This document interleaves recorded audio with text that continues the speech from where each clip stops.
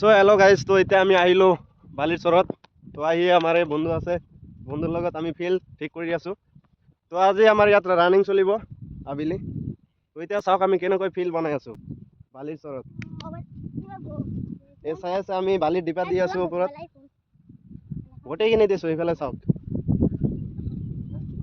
এটা এটাকৈ আমি ডিপা দি গৈছোঁ এনেকৈ গোটেইখিনি।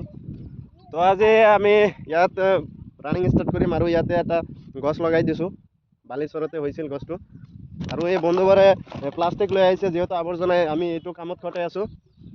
এই ডিপাৰ ওপৰত আমি ইয়াতে এটাকৈ বটল দি আছোঁ, চাই আছে এইটোৰ ওপৰতো আছে। আৰু আমাৰ বন্ধু এজনে বালিৰ ডিপা দি আছে ইয়াত, চাই আছে আমি কেনেকৈ কষ্ট কৰি বনাই আছোঁ ৰানিঙৰ কাৰণে। চাই থাকক, চাই থাকক আমাৰ ৰানিং।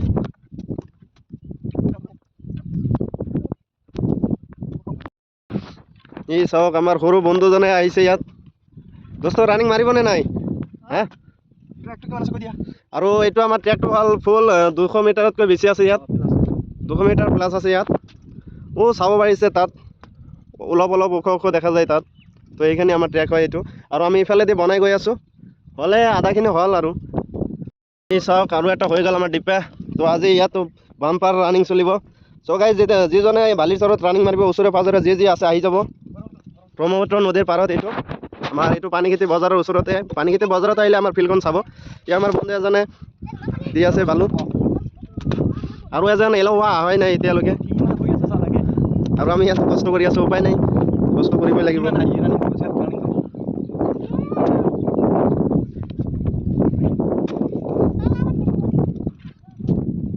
ইমান তো নেই দেখা।